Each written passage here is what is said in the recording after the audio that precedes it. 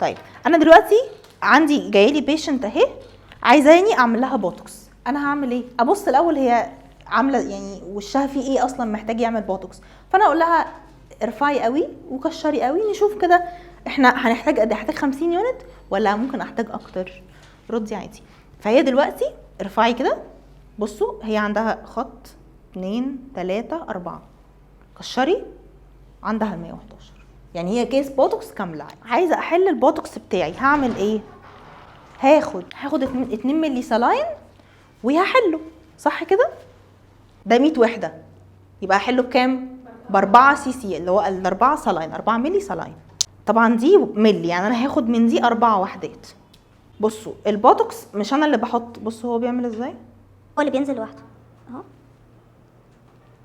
بصوا هو بيسحب لوحده ازاي، لان هي اصلا بتبقى مضغوطه قوي، فهي اي هوا هي اللي بتفرغه. خلاص اول حاجه بعد كده هعملها، البنت حاطه اكيد ميك اب او مش حاطه ماليش دعوه، لازم امسح وشها. تمام، احنا بس مش عايزين منها غير قرطها، فانا مش همسح لها وشها كله، عايزه املى البوتوكس اللي انا هحقنه لها. المفروض ان انا لو انا مبتدئه لسه هبتدي ايه؟ اخطط في كل مكان، بس احنا لما نقرب هنبقى شايفين الخطوط واضحه قوي.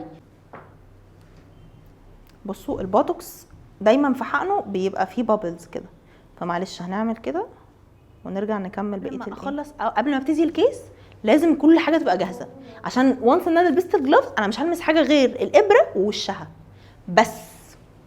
مش معلش اصل انا هجيب لا ماشي. في خدعه كده بصريه عشان هي ما تتقلمش والسن داخل، بنعمل ايه؟ بنخليها تاخد نفسها واحنا بندخل السن. فكشري ده اول مكان ببتدي بيه. بصوا انا همسك العضله دي اهي شايفينها وهخش بيها مره، خدي نفس، دخلت. انا كده دخلت خلاص. بزاويه كام؟ وهلف الابره عشان ابقى شايفه انا بحط قد ايه. انا ينفع عايزه الف وانا جواها، وهمسك تاني واقوم حقن. 4 شرطات. طبعا ساعات ممكن يطلع دم هنا بس ده عادي. طب كشري تاني. فاضل لي كام؟ فاضل لي ايه؟ فاضل لي الزاويه ايه؟ ده نص حواجبها بالظبط صح؟ هقوم داخله، شايفين انا داخله بزاويه 45 كله شايف؟ ماشي. واقوم ايه؟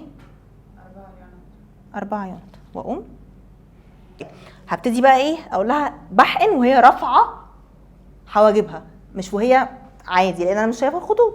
طب ارفعي بقى كده حواجبك. طب انا في النص بحقن؟ حلو. عندي اول خط فين؟